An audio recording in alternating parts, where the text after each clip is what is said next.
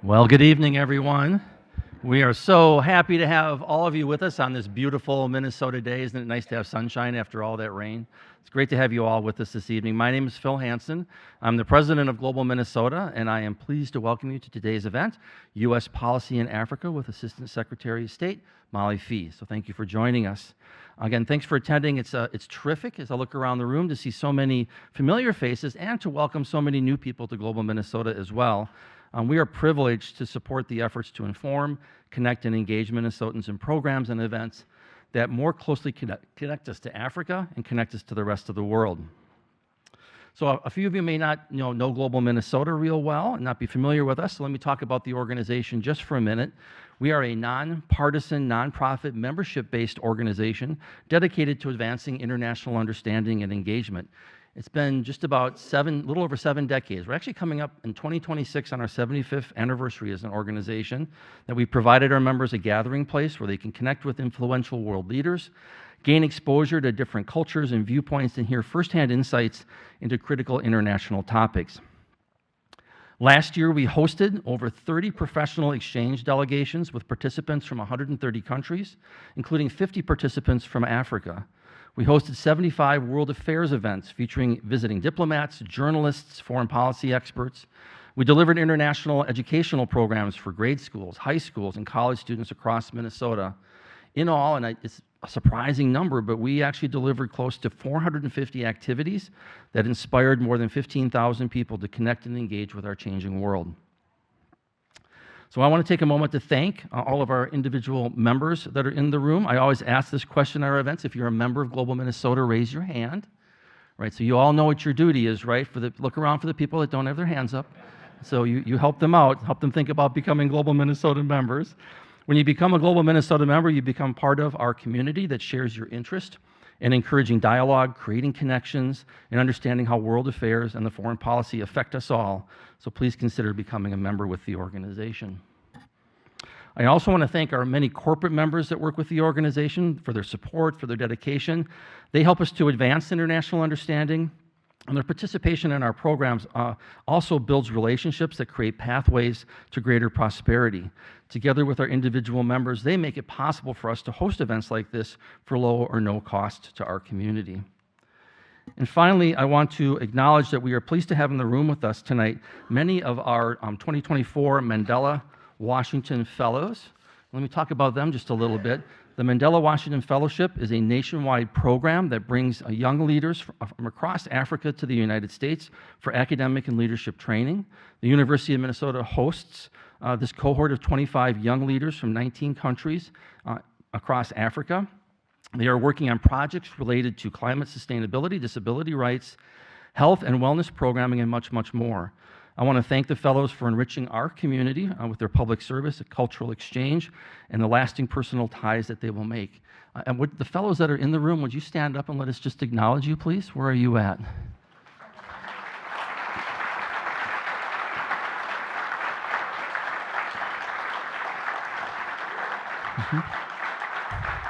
Thank you. Well, it's wonderful to have you here. I'm thankful to Assistant Secretary Phee. I think you spent some time with the fellows this afternoon as well, so thank you for making that time. And if all of you would like to meet with the fellows, you're welcome to join us. We have a global social event that we do each year when the fellows come. It'll be on July 10th at the University International Center. And my team told me that if you decide to either renew or start a new membership tonight, you can get 2 free tickets to come. So think about joining us for that program. But it's a wonderful program. The fellows are amazing people. They're doing incredible things in their home countries and coming here to learn a bit more. But I always take away such good energy from them. So I'm hoping you'll come join us for that global social event. Before I begin, I want to remind you that we're going to be taking audience questions tonight via question card. So you should have gotten some cards. If you have a question for Secretary Phee, Assistant Secretary Phee, please write it on the card, and a member of our team will collect those throughout the program and get those to our moderator tonight. All right, so on to our program here.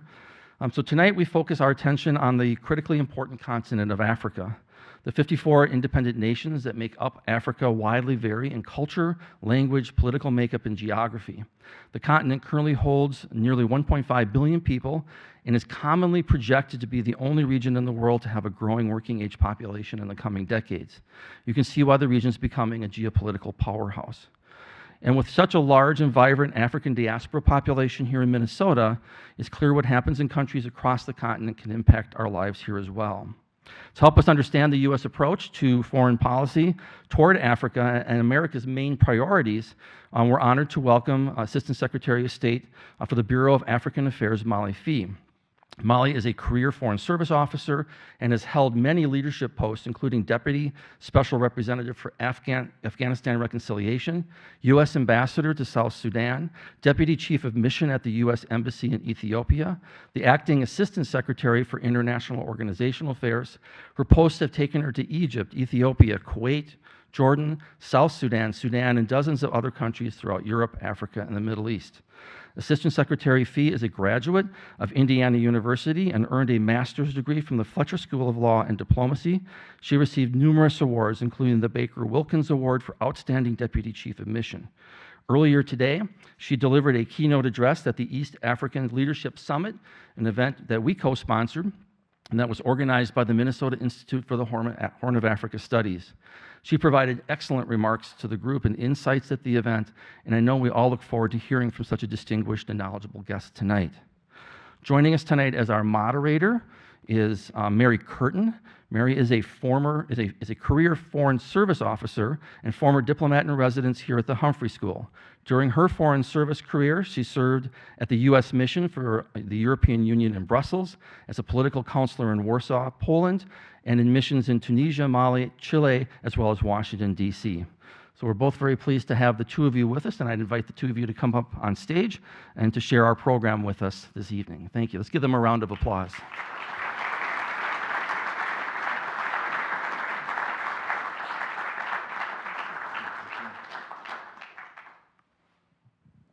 Phil, thank you for that introduction. And I'd like to join Phil in welcoming Assistant Secretary Phee here to Minnesota, and particularly to the Humphrey School, where I spent 10 years teaching and working with organizations to bring these kind of events to the Humphrey School, most often in partnership with Global Minnesota. And I think that we'll get into this a little bit more once Assistant Secretary Phee starts to talk. But we were talking beforehand about how important it is that, that the Department of State has decided that in developing and advancing its Africa policy, as with many other policies, that Minnesota is specifically, and the Midwest in general, is a place that they should come. And Assistant Secretary Phee herself is from the Midwest, from Chicago, and as you saw, went to a Midwestern state university, and understands the role of foreign policy and how it impacts, our part of the country, and how we as citizens can impact that foreign policy. And I'd also just like to take a moment also, since we are at the Humphrey School, and Vice President Humphrey is up there looking down on us, to point out that going way back to the 1940s, Hubert Humphrey was one of the first major politicians in the United States to draw the link between civil rights here in the United States and how we conducted our foreign policy, in particular with regard to supporting independence at that time in the 40s and 50s for African countries, and then pioneering a lot of the assistance programs that, that have become really important to our foreign policy with Africa. As some of the diaspora community members have told us, he is well remembered for his visits to a variety of African countries, including Somalia and Ghana and other places, when he was both senator and vice president. And so we're here, in a place where sort of unexpectedly someone staked his political future on talking about those issues. And we're really privileged to welcome the Washington Mandela Fellows here, and I would encourage you also to take advantage of the question time. I know you had an opportunity already to enrich our conversation, as well as members of the diaspora, as well as many of you who come to these kind of events all the time to engage in and learn about U.S. relations with other countries. And so I'd like to start off our conversation by asking you, Assistant Secretary, if you could highlight for us what the major focuses have been of your time as Assistant Secretary, the initiatives that we've read about, like the African Leaders Summit, some of the difficult problems such as conflict, and sort of your overview for this really incredible audience of people who have roots in many of those countries, people who do not, maybe never even have traveled, but are really interested in learning what they can about that. Well, first, Mary, let me say thank you for joining me here tonight, and thank you to all the guests who have come out on a Monday night. We do, those of us now living in Washington, do envy you your weather, and it's a beautiful time of year. I also want to say how impressed I am with Global Minnesota. I want to thank also my friend Ross Wilson and his wife for welcoming me here. The Foreign Service is a special sort of tribe. So even if we haven't worked together, like Mary and I hadn't had a chance to work together, we have a bond because of our shared experiences. I'd also like to thank Phil, there he is. And it's really an honor to be at the University of Minnesota and to be at the Humphrey School of Public Affairs. As Mary said, I am a Midwesterner, and I still think of myself as a Midwesterner, even though I've lived all around the world for most of my adult life. And it's very important to me personally, and to the President and to Secretary Blinken, that we make sure our foreign policy is working for you. And I want you to know that one of the great privileges of being a leader of the State Department is representing you. So thank you for joining tonight. It's really both an amazing time and a very difficult time to be the Assistant Secretary of State for African Affairs. So let me talk a little bit about why it's amazing and why it's difficult. And Mary, may we dispense with my title because it's very long? Okay.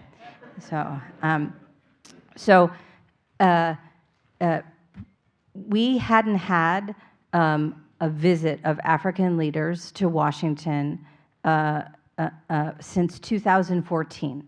So when President Biden hosted leaders in December of 2022, so like I had to stop and think about that, there had been a really long gap of 8 years. And that's a problem because when we engage with other regions of the world, we have sort of predictable, institutionalized fora. So if you work in East Asia, there's an ASEAN meeting that's regular, for example. If you work in Latin America, there's one held under the aegis of the Organization for American States. And it's a mistake for us not to do this regularly with Africa. Last month, we hosted President William Ruto of Kenya. We hadn't had a state visit of an African leader since 2008. So what you see under President Biden and Secretary Blinken is an effort to really amplify our engagement in Africa. And so that summit that he held in December of 2022 was not, as Secretary Blinken said, just a week of great days, and then that was it. So since that time, we've been able to mobilize an unprecedented set of visits from leaders from the U.S. government to Africa. So the First Lady, the Vice President, multiple heads of departments and agencies. We're up at about 24 right now. And each of those visits brings a focus, brings what we call in American State Department jargon deliverables. So there's action items to empower and develop and amplify the relationship. And means there's attention paid to Africa, which we should be doing as a nation. Many people say Africa is the future. All of you are here, know some of the reasons why. You know the demographics. By 2050, it's a statistic often repeated but worth repeating. 1 in 4 people in the world will be African. the number of countries in Africa. We need to partner globally on all the challenges we're facing, like on AI or space. We're going to need the partnership of African countries. The Congo rainforest will maybe save us all in terms of, and we need to work hard to protect that rainforest and help give the peoples of those areas appropriate livelihoods so that we can keep that long going for all of us. The biodiversity. The talent, the human talent, which you'll see in this room with the Mandela folks. Now, that was a program started by President Obama. I was telling the kids earlier, you're not really kids, you're all young professionals, that I was in Ethiopia when we started that program, and we only had 14 slots. And now it's 700 people a year, and we could multiply that by at least tenfold. The need to tap that talent and to be part of that next generation is very important for our own interest. People talk a lot about the critical minerals in Africa. They're important for our supply chains, but they're important to help Africans develop those resources in a way that helps them use them appropriately for their own development rather than for corruption. So there's a lot of exciting opportunities to work with Africa. I told you about the visits. We're also really trying to boost trade and investment. We have a lot of instruments in the U.S. government. We need to do better. We'd like to mobilize more private sector trade and investment. Being in Minnesota is really wonderful because there's so many Fortune 500 companies that are interested in Africa, but also a lot of small and medium-sized enterprises who are engaged. We'd like to make it easier for them to be involved. Phil mentioned I think it was Phil or you, Mary, sorry, I'm getting confused at the end of the day. But we're also trying to work more with the diaspora. So one of the quote-unquote deliverables of the summit was last year we announced for the first time ever a U.S. Africa Diaspora Council. It's composed of 12 distinguished leaders in our diaspora here in the United States in fields ranging from the creative industry through religion, education, the private sector, sports. And I asked them to help us define their role because we've never done anything like this before. So they're at a national level, how to work at a state level or a city level like here in the Twin Cities, and how to, as we engage more with Africans in the continent, tap the Africans who are here now as Americans as part of the diaspora. That's another tool for us in terms of engagement. And then I think a defining feature of our approach is in the past, we talked a lot about doing things for Africans. Maybe many of us in the audience remember the Ethiopia famine when we were younger, right? That we had this responsibility to help, and I do think we still have a responsibility to help. But Africa has grown up a lot since that period, and we want to do things with them. We want to make sure that international architecture set up after World War II now actually reflects the global South. So some examples. We successfully advocated for the African Union to join the G20. South Africa is already a member. I think other important countries like Nigeria should probably be members. So we're trying to lift the African voice in global conversations. President Biden has advocated for a permanent African seat on the Security Council. The Security Council, of course, doesn't really work right now, but maybe with some more African voices, it might be more effective. Secretary Yellen, who I understand is in Minnesota this week, our Secretary of the Treasury, has worked effectively to get African representation on the executive boards of the IMF and the World Bank and the European Bank for Reconstruction and Development. So these are steps we're taking to try and have Africa be where it should be, given its sort of demographic power and future potential to be part of global conversations, whether in the finance sector or whether in the dealing with peace and security sector. So these are examples of the affirmative agenda that we've really tried to advance. But sometimes, Mary, as you know, life throws challenges at you, and so a lot of the work that we do is to manage crises that erupt. And tragically, during the time that I've been in this position, sort of a long-standing rivalry among different fighting forces in Sudan exploded, and we see this terrible civil war in Sudan. There's been a recurrence of the fighting in eastern DRC, which has been going on for more than 3 decades. And we've seen governance challenges across Africa and a rise in security challenges. When you step back, when you talk to academic experts, and I'm sure there are some here that know this, this isn't a problem just in Africa. This is a global problem, and arguably an American problem, where we've seen a decline in democracy and a rise in authoritarianism.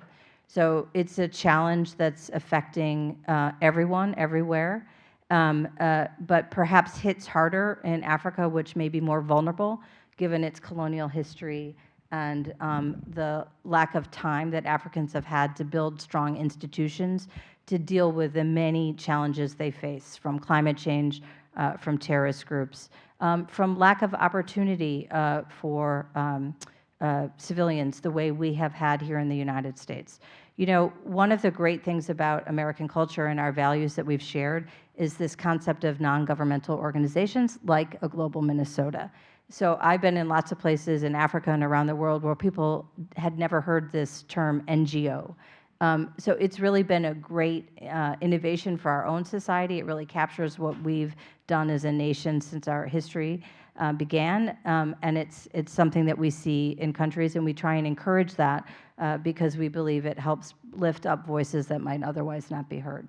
So let me just stop there. That's a little bit of what we've been trying to do, and I'm open to challenges about what we could do better. So thanks. Thank you. That was a really good comprehensive overview. And I would just like to remind you that as questions start to pop into your head, the staff from Global Minnesota will be going up and down the aisles, and you can write your questions down. That's how we're going to take questions this evening. So I'd like to ask you maybe to help us understand a little bit more some of the crises that that you talked about, such as, you know, the conflict in Sudan or Ethiopia or the Democratic Republic of Congo.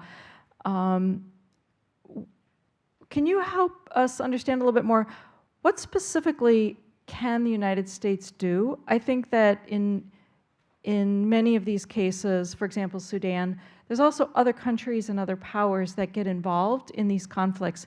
So in your role as Assistant Secretary, or the U.S. government more broadly, you know, special envoys, what specifically does the United States do when it's diplomatically, when it's trying to help resolve some of these conflicts?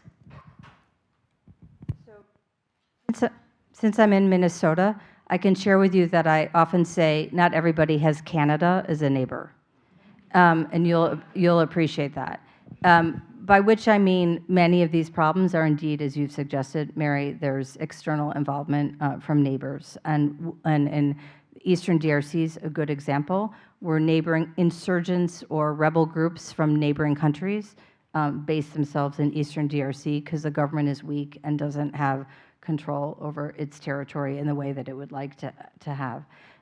Let's start there because we pioneered something new, and we're hopeful that it will work. So I think everybody knows much of the, I think everyone knows the terrible history of the Belgian colonization of the DRC, which left the country at independence with very few educated leaders and very few institutions. And it was rapacious in terms of its exploitation of the people and the resources of the DRC. So they started, if you will, at a deficit. But because of the movement of different ethnic populations and the challenges of the Rwanda genocide 20 years ago, many of the genocidaires fled to the Eastern DRC, and there have been tensions that have ebbed and flowed since then. So last year in December, the DRC was set to have an election, and the conflict, which had begun to spike in 2022, looked like it could possibly threaten the election and threaten the stability of the DRC, and we were quite worried about that.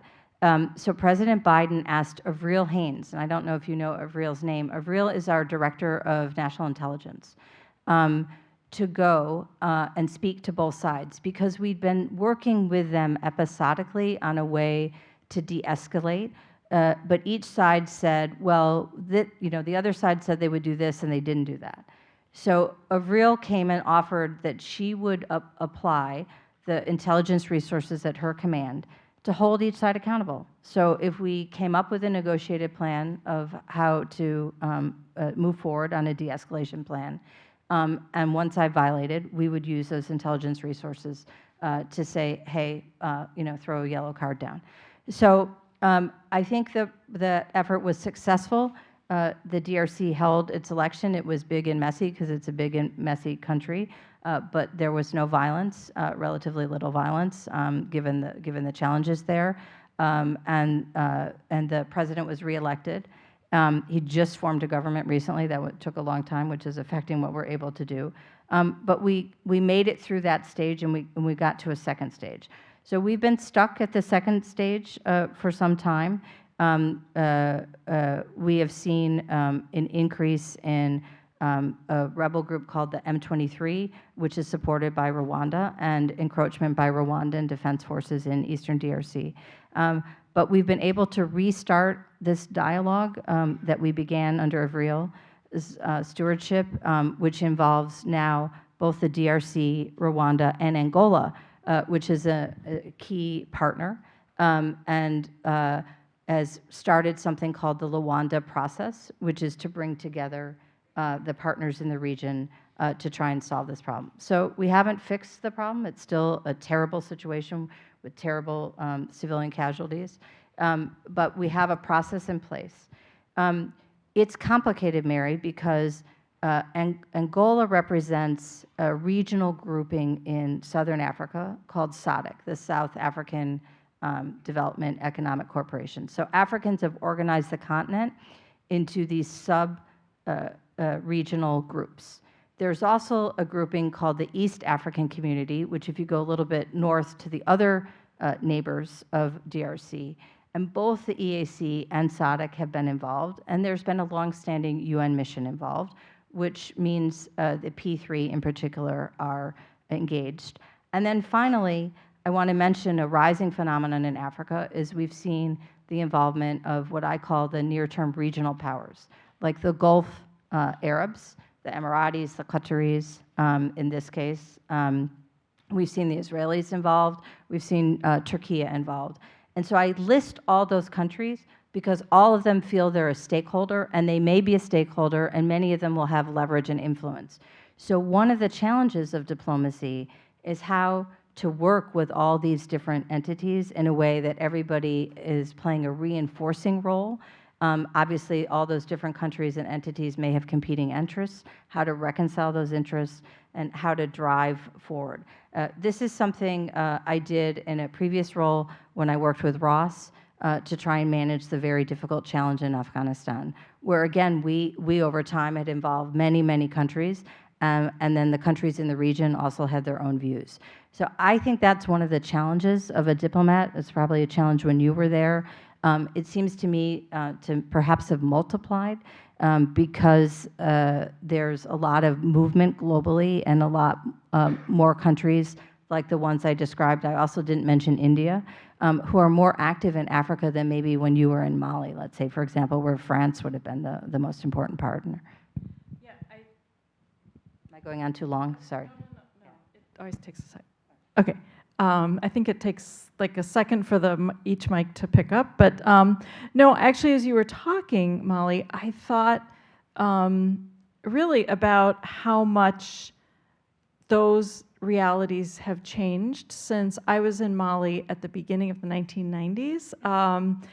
At the time, the Soviet Union fell apart. And so you had France and the Soviet Union seeing themselves as the primary powers there at that time, not always to good. And but the other thing that I think is really interesting, so I think it's positive and negative that there are a variety of different powers, both in the near region, and some play good roles, some play negative, as you know. But the other thing that I think has evolved tremendously is the way in which both the African Union and the sub-regional organizations within Africa, and then the regional powers within Africa themselves also play a role in mediating some of the conflicts, but also occasionally some of those powers, like you mentioned, Rwanda's role in the DRC being negative. And so all of those have a real impact on U.S. policy, but it also has an impact on each African country, and we can maybe get into that more, especially if we get some specific questions. But I think that another thing that has changed dramatically is the way in which the U.S. Works with African countries economically, and the instruments that are there to encourage trade and investment, but also the new landscape of economic instruments within Africa, the free trade agreement that got off the ground a couple of years ago, and certainly the role of China in Africa has changed dramatically in the last 30 or 40 years. And so I wonder if you could just take a few minutes. You mentioned it when you were giving your overview, about some of the things that the U.S. is doing, but I wonder if you could maybe also just go a little deeper on, a couple of examples of ways in which, especially given the fact that U.S. just can't operate the same way that China does economically. We're just not the same country. We don't have the same economy. So how does the United States operate to encourage investment and trade between the United States and Africa? What are the instruments that are there? What role do you have or other organizations have in encouraging that kind of trade and investment? Two ambassadors with whom I work, one in Angola right now and one in Kenya right now. And if they were here, they would say I should do nothing but economic policy. They're both firmly convinced that without economic development, without looking at unemployment in Africa, which is really dangerously high, particularly for such a young population, that we'll never have peace and security. So the first thing that has to be said is the United States alone, the United States government alone, cannot meet the enormous needs in Africa. When I like to say this, not because I'm happy about this, but because I think it's illustrative. When I took up this position in 2021, in the middle of the COVID pandemic, there wasn't a single vaccine manufacturing facility on the continent of Africa, in sub-Saharan Africa. That's just unacceptable, right? The infrastructure needs are enormous. It's criminal, really, given the resources there, that they haven't been able to use those resources to develop those countries. So that's why what I talked about in terms of what Secretary Yellen is doing is really important, because that mobilizes international finance and attracts sort of other parallel efforts. President Biden worked with the G7 to develop a partnership for investment in infrastructure in the Global South to mobilize sort of shared effort with private equity and government support. We're doing a really interesting project now in Angola known as the Libido Corridor, which is not just Angola, it's building up an old rail line from Zambia through Eastern DRC, or actually DRC, not Eastern DRC, it's Southern DRC. Sorry, I have Eastern DRC on my brain, to the port in Angola known as Libido. And it comes with a bunch of related activity, including sort of bringing in internet access, technological access, agricultural projects along the side. A company called Sun Solar from the United States is doing a lot of power projects. And they're using different economic instruments. That's what you asked me about, Mary. So we have something now called the Development Finance Corporation, which is actually charged with providing investment support to American companies and actually non-American companies to invest in Africa. We have the U.S. Exim Bank. And they provide often loan guarantees to encourage American investment. I think the golden ticket, if you're an African country, is to win a compact with the Millennium Challenge Corporation, which provides basically strings-free infrastructure assistance in exchange for certain policy reforms. Although Alice Albright, who heads that program, is getting a little frustrated with me because some of the places in which she wanted to work have undergone coups or other changes in governance would make it hard for us to go forward. USAID is trying to move beyond its traditional development assistance to support more private sector work. They have a program that was established in the previous administration called Prosper Africa. And really what it does is a very sensible thing, which is to try and be a single belly button in the US government. So if you're an American business and you want to work in Africa, they help you navigate all of our bureaucracy to see which programs or which departments and agencies might support you. For example, we have something called the U.S. Trade and Development Agency, which you might not have heard of, that basically actually helps people put together deals. The Department of Commerce has a foreign commerce program. So there's all these different programs, and it's sort of hard for people to navigate. It's hard for Americans to navigate, and it's also hard for Africans to navigate. So when it's working well, that's a single belly button. So those are some examples. But ultimately, I would like to see more American private sector trade and investment, and Africans have a responsibility to create an environment where American companies feel safe coming. That means you can repatriate your foreign exchange. That means if there's a dispute, you have a judicial system you can count on, right? That means there's sufficient stability that you can protect your workers. So it's a partnership, a true partnership where we can do more, but they can do more. And I know that, you know, Minnesota companies and Minnesota NGOs that you mentioned also are, you know, very engaged on these issues, in particular, being in Minnesota where we are, on agricultural issues. Some of the organizations here that are deeply engaged. One thing before I start going to some of the questions that are here is your reference to the Diaspora Council, and also to maybe, and I would even broaden that out. I'd like to just hear a little bit more about both what you envision for a Diaspora Council. I know you said they're working on that, but what are some of the kinds of things that diaspora communities, and I'll broaden it out a little bit since we have a lot of people who are not from that diaspora, but are interested. What are ways in which you have seen or you think it would be really helpful for either diaspora communities or others who are really interested in all these issues, whether it's conflict or economic investment? What are ways in which people here can engage? I will say I grew up the daughter of an immigrant from Ireland, and my parents, for better or worse, were very engaged in things going on in Northern Ireland at the time. And a lot of business people in immigrant communities often get involved. Sometimes they participate in the politics back home. Sometimes they lobby the State Department.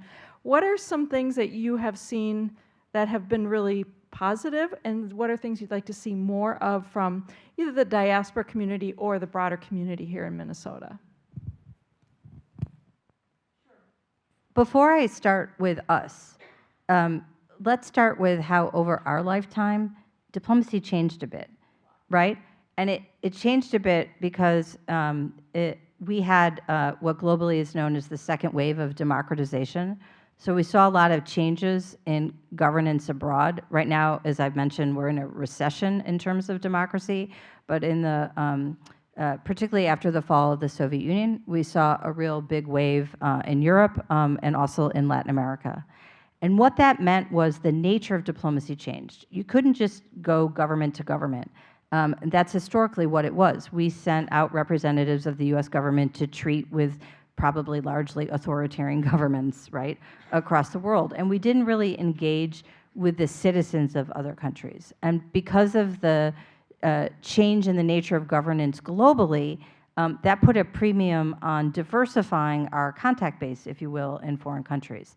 And then, of course, technology accelerated that, right? Because it made available engagement available to many people in a way that hadn't been present before. So it makes sense that we should tap into the strength of American society, which is not really our government. It's us, right, as people.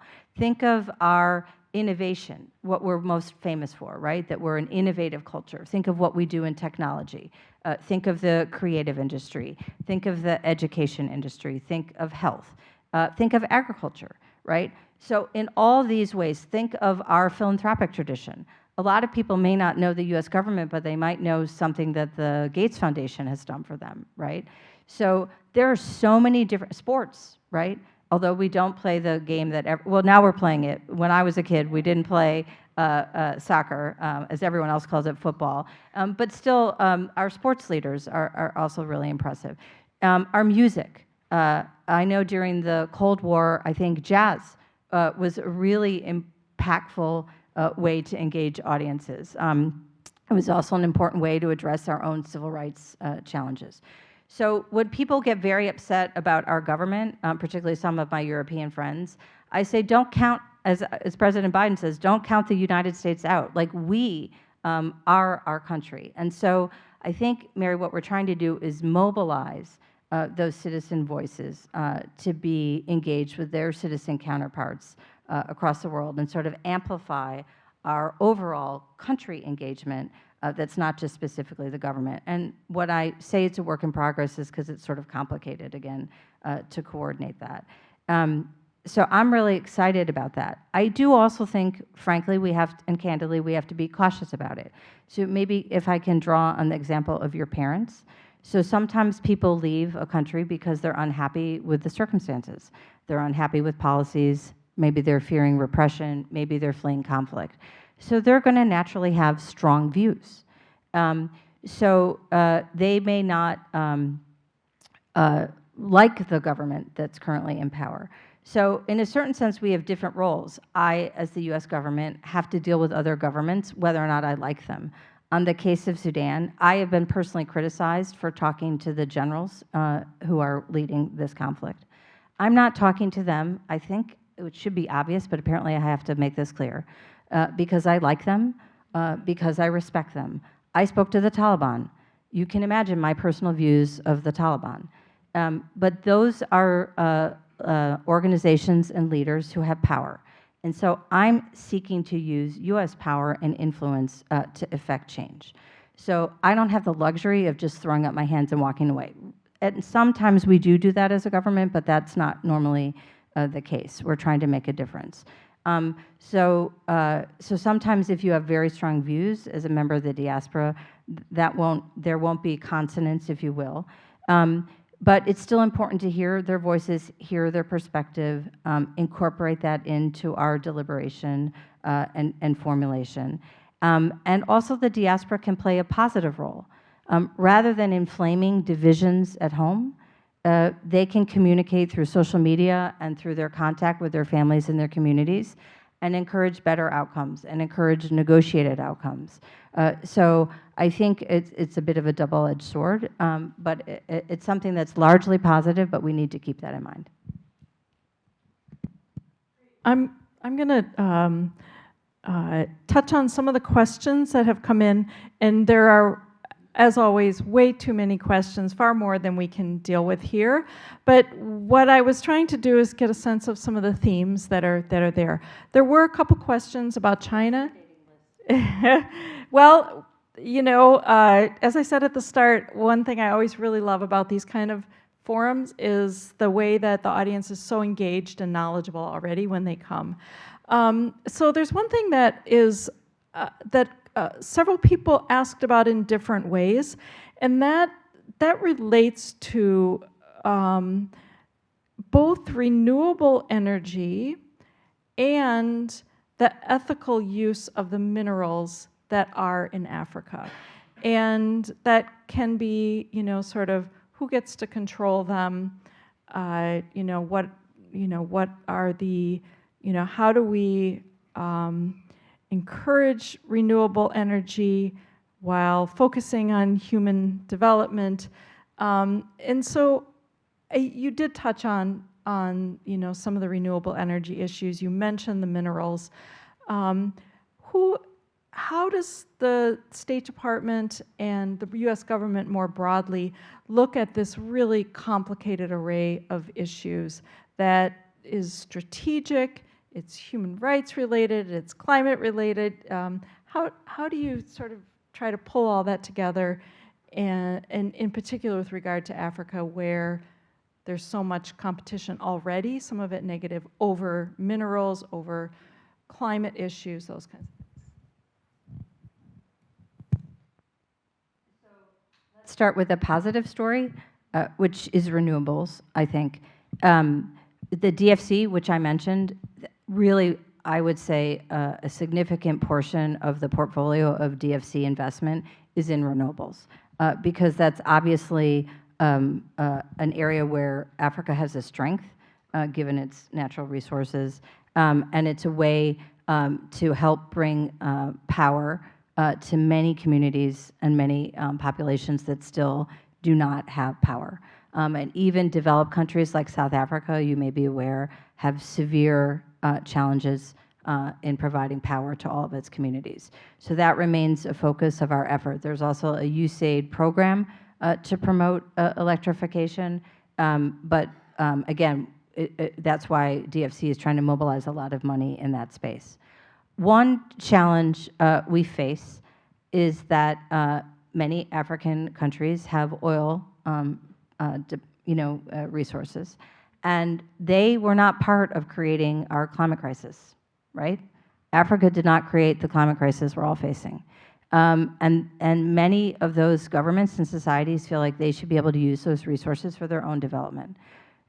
So we talk a lot about what we call a just energy transition, where we don't seek to prohibit the use of those resources, but to encourage development of renewables.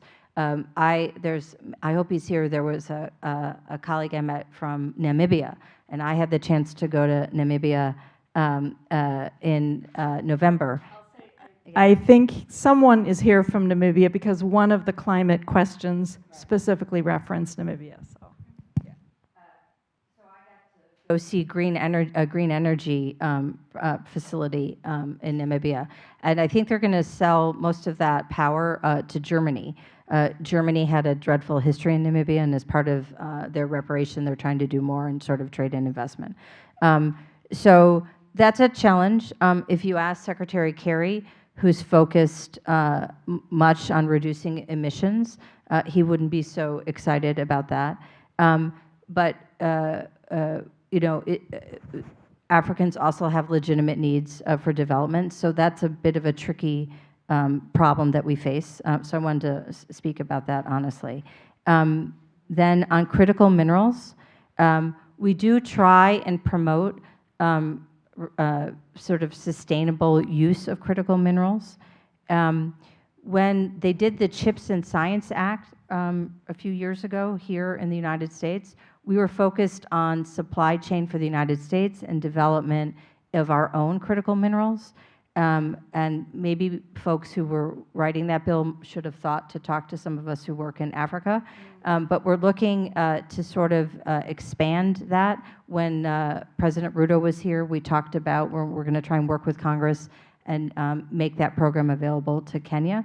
But there are other important countries like the DRC where we would prefer them to have opportunities to develop those resources in a way that respects the environment, in a way that respects human rights, for example, child labor, and in a way that deals with the frank problem of corruption, so that the resources that are developed go back to a government that's using them for the development of the country. So those are tricky, difficult challenges that we're trying to work on. China was there first. We were behind. We're now trying to catch up. And I think there's a lot of opportunity there, and we need to remain focused on doing that. And I would hope that if the way we would do it would be more responsible and be more beneficial and be the option that countries choose. But if we're not there offering it, they'll go where there is an offer, and we need to remember that. We had a debate here in Minnesota last year about nickel mines. So the precious metals are everywhere, and there is debate sort of, as a former colleague here at the Humphrey School has written about it, what she calls the dirty side of clean energy, and I think that that's going to be a really interesting issue as we go forward. So to go to a very different issue, and one that I probably saw some of the early origins of when I was in Mali in the early 1990s, is the question of counterterrorism. And the questioner says that U.S. policy in Africa has been heavily focused on counterterrorism for many years. Could you talk a little bit about that approach to Africa, and then also specifically the challenges to that policy that have erupted, I think is a good word, in places like Niger and Mali, for example, where military coups have created more instability, greater problems that could foster, even worse problems with the Islamic State groups in the northern parts of their country, and also have created challenges for U.S. policy.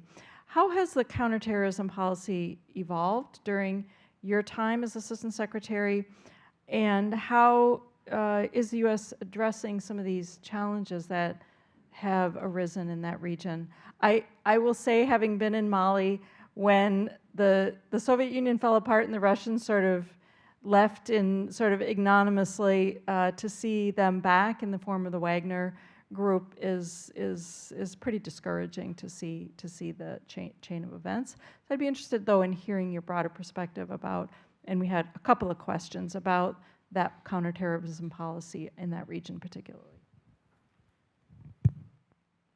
So I wouldn't say we had a counterterrorism policy in Africa. I think as a nation, we had a global counterterrorism policy that was developed after 9/11.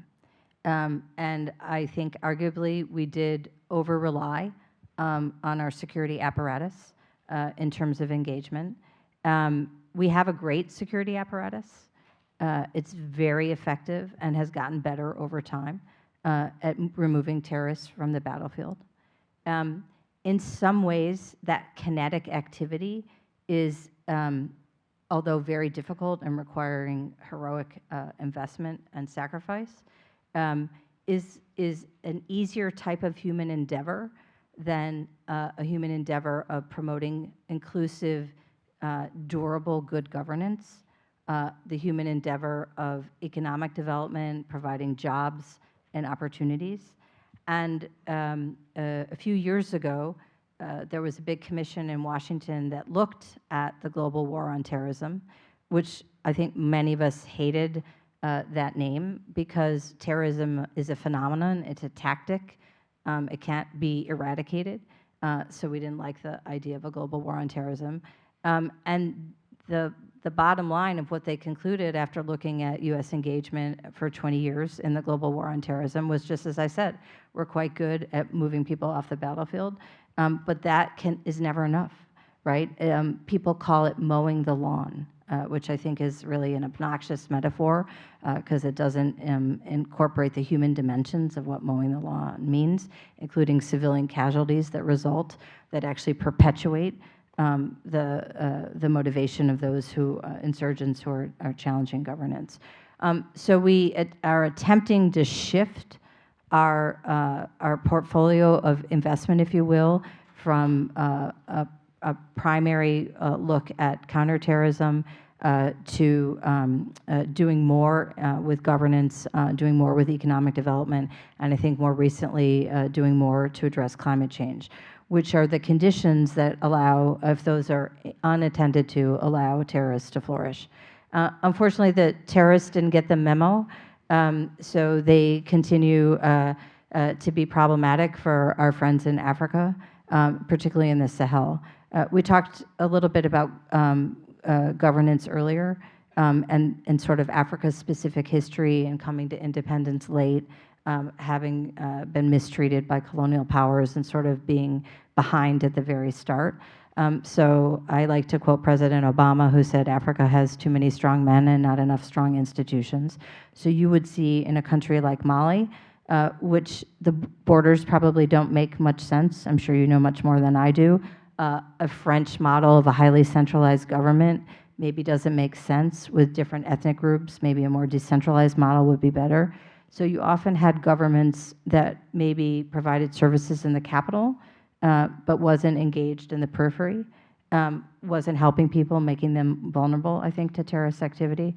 So the countries in the Sahel have a genuine challenge with an al-Qaeda group called Jamiat al-Nusra, as well as with ISIS, as well as sort of common criminality that could be related to the unemployment and also to the impact of climate change, which is contributing to desertification and making it hard both for herders and for the folks involved in agriculture. So those systems are vulnerable.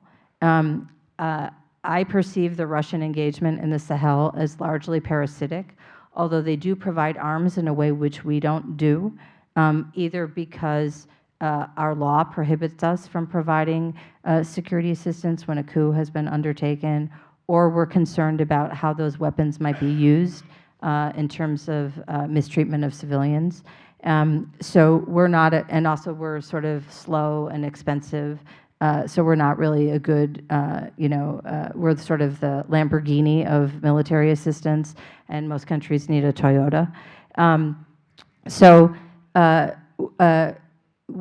also think it's interesting that Russia has been active and married, like your feedback on this, in mostly Francophone Africa. So I think Russia is exploiting the complicated colonial history.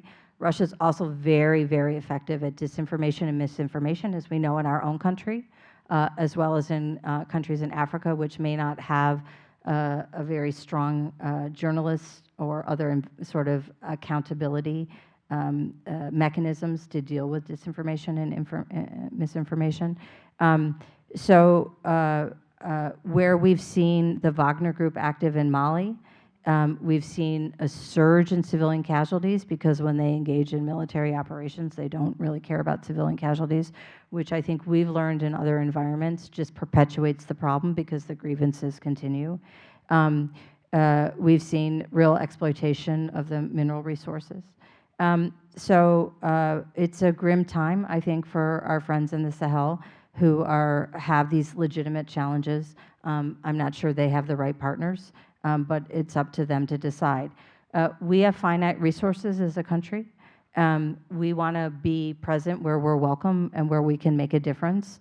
And so that will, I think, affect the situation in the Sahel. But I believe it's important to the best that we can that we remain engaged with the people of the Sahel and help invest in them and their future so they have resilience and are able to sort of recover agency in their governance. I think a discussion of the difference between the legacy of French colonialism and British colonialism would require like a whole other day of discussion. But I think it is real, and the way that we're seeing it play out right now is a reflection of that. And it is something for those of you who are not as engaged in sort of looking at the historical and current aspects of the legacy of colonialism in Africa. Those are really important issues. The structure of economic ties between France and some of these countries, the fact that in French West Africa they still use a currency that's tied to the no longer existence French franc is really extraordinary. And it impacts the EU because Europeans don't like the fact that France still has this relationship. And so these kind of ties, I think sometimes people like to dismiss, discussions about colonization as something that's just for the history books, but it has a current impact. But in looking through the questions, I was sort of pleasantly surprised to see that there's an interest here in just understanding a little bit better, I think, how basically the U.S. government and the State Department operate vis-a-vis foreign policy.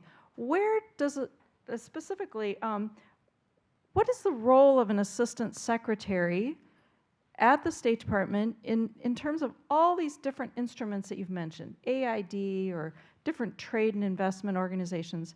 What is your role? And then another question came out about sort of how does that relate to the embassies in the region? How do you make sure, you mentioned a couple of ambassadors in Africa, really are saying all the time we should be all about economic investment. So this is a little bit more of a structural question for many folks here who maybe have never met an assistant secretary, maybe have never been to an embassy. Sort of how does policy get implemented? What is your role? And then how do you reach out to the embassies to make sure everybody is on board and doing what they're supposed to be doing? Those are two questions that came up in several questions. Yeah. So for a long time, the language of diplomacy was French. So that's why I think the State Department is divided into what we call bureaus. And those of us who lead regional bureaus historically like to believe that the regional bureaus were the powerhouse of the State Department. And that's because we control real estate, we control jobs. So the ambassadors in sub-Saharan Africa report to me, as do their teams, as well as I have a team in Washington that works on all the various issues that we've been discussing here tonight. We also have what we call functional bureaus. So for example, we have bureaus that deal with things like counselor services, one that works on economic and business affairs, one that works on environmental issues, one that works on health issues. So it's a bit of a challenge so that we marry up, because all those colleagues have to engage through an embassy. So if you think about it, an embassy is a platform for U.S. engagement in a country. So you have a confirmed ambassador, ideally. I would like to complain here that I have not had confirmed ambassadors for up to 2 years. Our politics has been holding back qualified career officers. We just had a breakthrough. I finally have an ambassador to Nigeria, probably one of the most important countries on the continent. I finally have ambassadors to Djibouti and Somalia, where we have U.S. troops. I finally have an ambassador to the African Union. We've gone too long without ambassadors. Not to say that the teams on the ground haven't been doing great work, but there is something important about someone recommended by the Secretary of State to the President, chosen by the President, and confirmed by the Senate. They speak with a voice of authority and represent the United States with conviction, and they lead an embassy in a way that's different, as you can all imagine, if you're a temporary person. So I just have to tell you that that's really important, and to encourage, which I think already the delegation from Minnesota does, which is advocate for that. Mary, I like to say diplomacy is not math, by which I mean there's not a single correct answer for any foreign policy challenge we have. I also cannot do everything and should not do everything because I am better when I'm enriched by the ideas of others. So I really delegate a lot of authority to our ambassadors to implement on the ground. But we do have a process in Washington of formulating U.S. policy, and then the ambassadors on the ground are responsible for executing it. So I try and do the formulation bit on the part of the Africa Bureau and as the part of the State Department in consultation with our embassies and with our partners that I've just described within the different bureaus. But the State Department is only one voice in the interagency. There's the Defense Department, there's USAID, they're all the different agencies that you might imagine, and you won't be surprised to hear that the White House, and particularly in the form of the National Security Council, has very strong views about what they think needs to be done as well. So it's really an interactive process where people are trying to look for solutions. as the voice of Africa, my voice is listened to, but I won't always win in a conversation. I had the opportunity a few months ago to travel with President Clinton to Rwanda for the commemoration of the genocide that occurred 20 years ago. So I think I had never met him. I mean, I'd met him before, but I'd never spent time with him before. So we were on a plane for a long time, flying down to Kigali and back. So I think you all know he loves to talk, and he has so much to say. And we talked a little bit about this, and he said, you really have to teach people they can't win every fight, every policy battle, and they need to live to come back another day. So is that helpful, Mary? Did I get through how we operate? So I think the questioners just were trying to get a sense of how, I think that was great, how policy works. How many embassies are within the Bureau, the African Bureau? So there are 49 countries, and how we define sub-Saharan Africa. So my colleague Barbara Leaf, who runs the Near East Bureau, which is the Arab world, so she includes North Africa as well as the Middle East. And then we have missions in 46 of 49. And just so you know, the Africa Bureau didn't originally exist when the regional bureaus were formed. It was part of what was then NEA, Near Eastern Affairs, which of course is a Britishism, right? So the Near East was near to the UK. So we copied that. And then in 1958, when decolonization and liberation movements began, they established the Africa Bureau, Congress did. And the only new resources they gave the State Department were the salary of the then Assistant Secretary. And I feel like since then, it's a constant zero-sum game where I'm trying to grab personnel and programmatic resources from the other bureaus who were already established. And just so you know, subsequently, NEA was shrunken even further when we established a separate South and Central Asia Bureau to deal primarily with India and Pakistan. That's the volume of work. Meg Whitman, who's our ambassador in Kenya, many of you may know, the first woman, I think, to be in the Fortune 50. Meg is constantly counseling me that I need to focus on just a few issues where I can move the needle, and that's very good advice. But I can't really do that because I'm responsible for the safety of all those people abroad.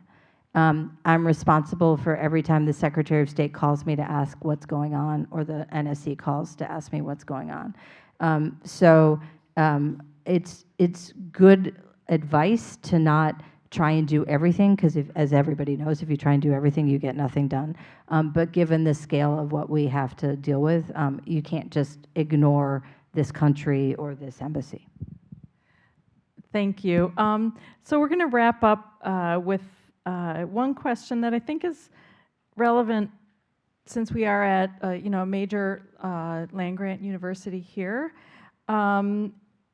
And that is specifically about public health, but it could apply to anything, which is, what role does research and development play in U.S. public health policies in Africa? And how are those partnerships being fostered? I know that the University of Minnesota, for example, both our public health schools and our veterinary schools have been very active in initiatives on global health disease. I wonder if you might have any insight into that. Is that something that falls under your purview? No, I'm not really an expert on that, but can I take your question and twist it? So I'm also a proud graduate of a land-grant university, and they were established for agriculture, right? Not health. And I think it's important to talk about agriculture in Africa. Africa can feed the world. Really, it can. But we have to help our African partners build on their work to manage the response to climate change. Secretary Blinken hired one of the world's leading agronomists, so this gets to the idea of research, Kerry Fowler, who's amazing. You should look him up. He's really incredible. And he has developed he's like a thought leader in this field, to talk about how we can look at traditional crops in Africa and the different regions and find climate-resistant seeds.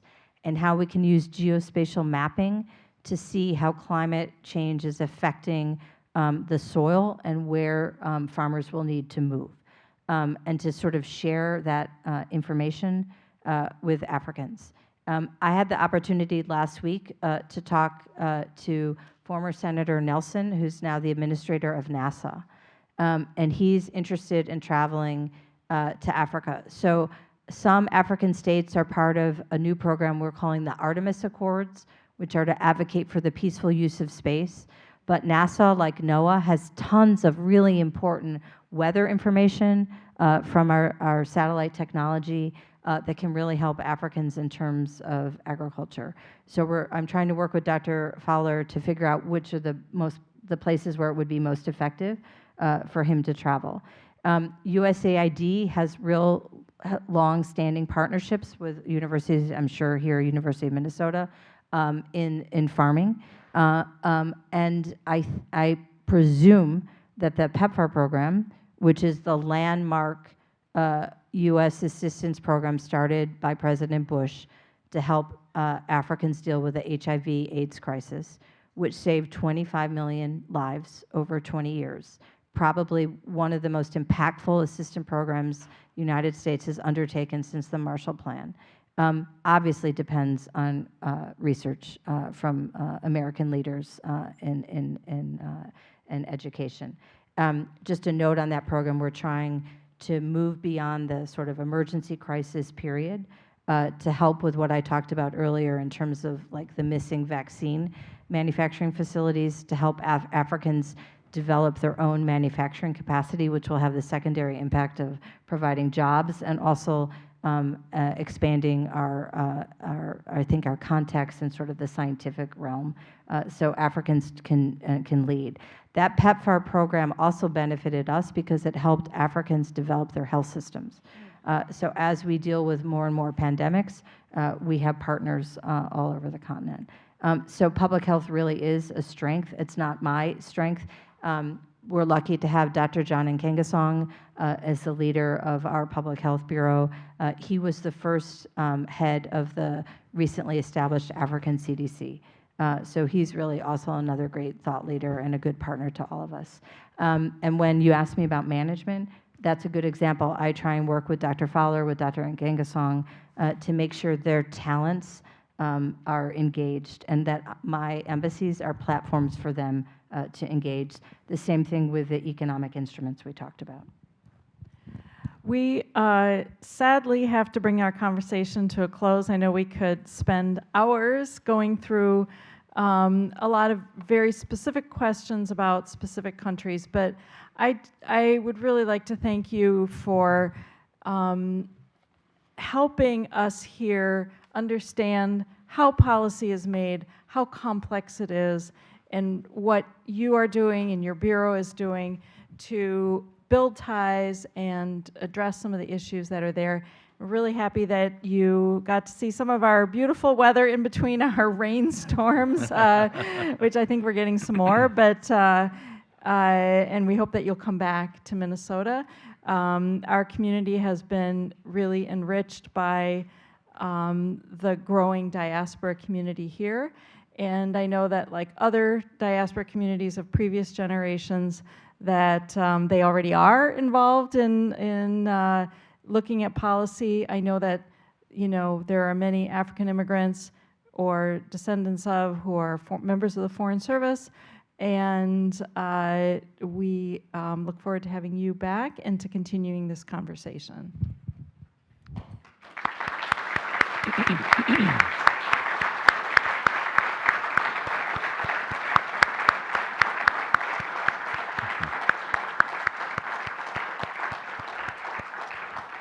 And again, to share Global Minnesota's thanks to the both of you tonight. Mary for doing a wonderful job, and Molly as well for doing a great program for us this evening. I hope you've enjoyed your experience. I think it's your first time in Minnesota in this role. Is that correct? Yeah, I've of course come to Minnesota before, but it is my first time in this role. And I just want to say I'm genuinely touched by the interest. And the only flaw in this great setup and Mary's really thoughtful questions is that I couldn't really hear directly from you, but I want you to know how important you are to us, and to thank you for your interest in our engagement abroad, and to encourage you to continue to pursue that interest. Thank you very much. I'm really touched to see all of you. Thank you.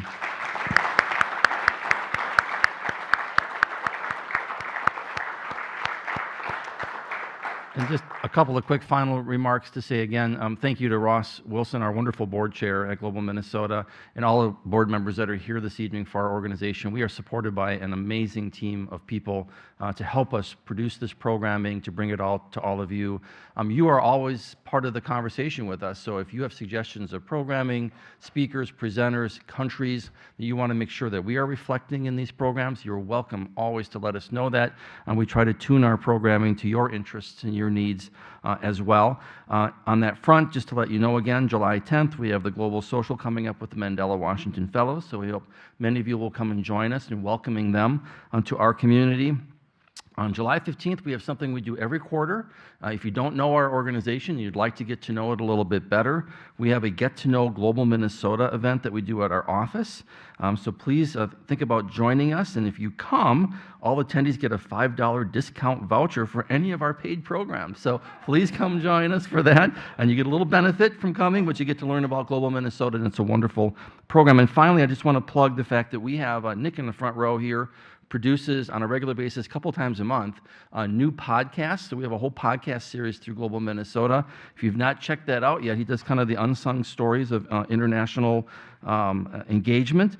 The next one coming up is Bangladesh to Mankato, our Classroom Connection story, where we've actually been opening our Classroom Connection programs in Mankato recently. So he's going to have an episode with the instructors, some of the international students involved in that. So we hope you'll enjoy that. But there's many fascinating podcasts that Nick has produced with ambassadors, foreign policy experts, all sorts of folks, and we hope you'll partake in that. Again, huge thanks to all of you, to our many members in the room. For those that aren't members, we have a terrific booth in the back, so you can certainly check that out on your way. I'm really working the membership thing tonight. Sorry about that.